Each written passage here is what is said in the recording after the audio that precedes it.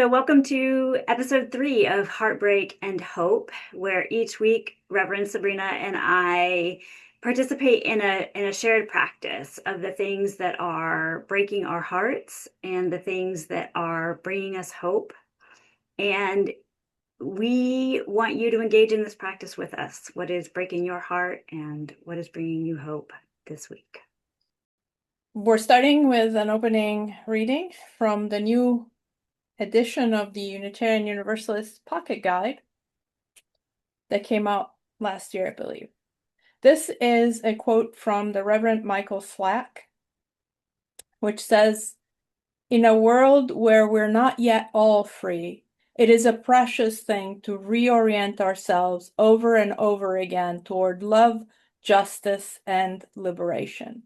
This is the hope, the work, and the promise of Unitarian Universalism. To ground us in possibility and connection, to energize us as we build neural pathways, change hearts, uplift spirits, and honor all our bodies. To remind each of us that our freedom is bound up in others' freedom and that their freedom is bound up in ours. I am grateful every day for a faith and a movement that has the potential to bring all of our journeys of spirit and connection together to usher in a better world. And I'm really excited that I get to be in it with you." Yeah. And we light the RE room. Jealous. There it is. All right. How are you? Yeah. I feel like every day this week has just been wake up, take a deep breath.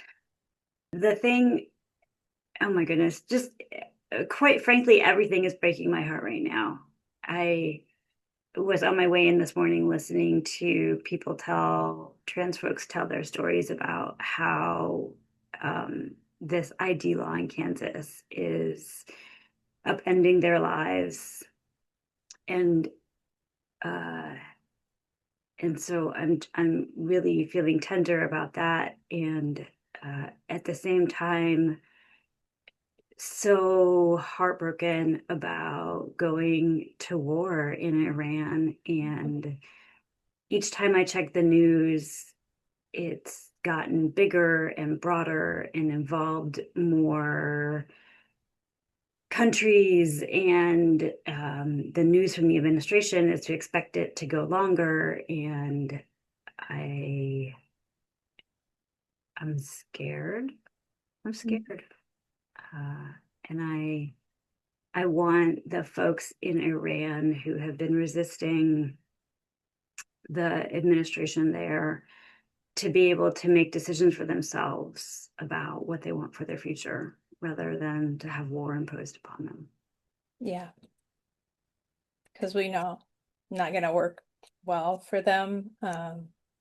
And ultimately, it's not about them, really, which is heartbreaking in and of itself. Um, yeah, and I hear you about the thing in Kansas as it continues. And there's just so much all the time. So it's kind of a cop out to say same, but like it's difficult to find things that are, uplifting if we look in the news. And one would perhaps guess that it's kind of seems designed that way to make us lose hope. Yeah, in spaces and times like this, when fear is the point, acts of hope are forms of resistance. Mm-hmm. Yeah. Are you finding hope anywhere right now? Yeah. So, and this is something I've said to a number of people over time. But my grandparents were in World War II. My grandfather was in combat, but like my grandma was there too, and they didn't know, they didn't have any news of each other for a while, and yet they still got up.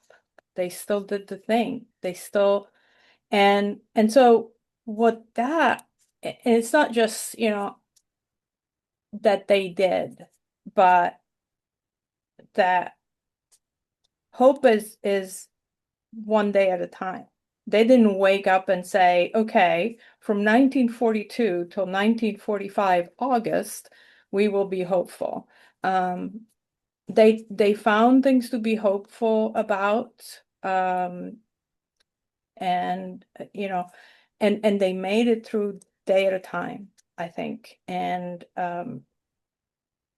so the other thought that I had is if trauma is, epigenetically transmitted from one generation to the other, to 3 and 4 generations they're discovering now.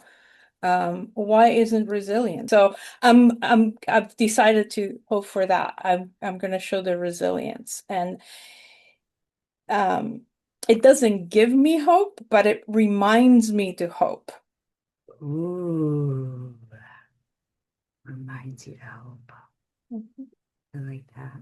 I'm going to share something that is giving me hope, that reminds me that hope is alive. And then I'm going to invite us into a practice this week. So, one of the things that is giving me hope is all of the action that continues to happen here in St. Louis to support our immigrant neighbors. We have twice as many people registered for the MICA training, the community defense training that's happening here at the church. I'm really so excited to see folks interested in building networks of mutual aid and support. And I'm part of an Ice Watch group. And just the way that folks drop everything and help their neighbors is it's truly amazing. But folks are really showing up in ways that are just above and beyond. Yeah. And that yeah, that really gives me hope. You mentioned before we got on our call this morning a quote that you've appreciated lately about what hope is, and so I just pulled it up. Yeah. It's normally attributed to an Instagram poster named Matthew at Crow's Fault. People speak of hope as if it is this delicate, ephemeral thing made of whispers and spider webs. It's not. Hope has dirt on her face, blood on her knuckles, the grit of the cobblestones in her hair, and just spat out a tooth as she rises for another go. Amen. Yeah. Amen.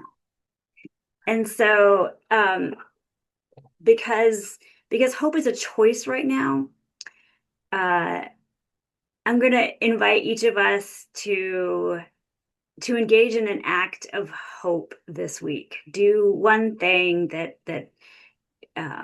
makes you hopeful, gives others hope, that renews your own sense of hope.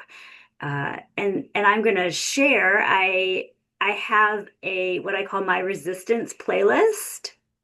It's a list of songs that when I am struggling, I play it, and it reminds me to show up and show out. And so I'm actually going to share my playlist with y'all so that you too might have some music that gives you hope and inspires you to take action this week.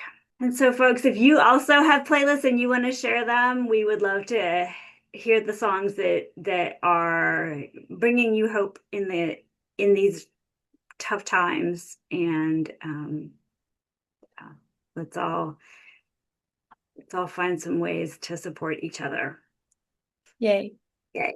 Our closing words today come from the Reverend Wayne Arneson.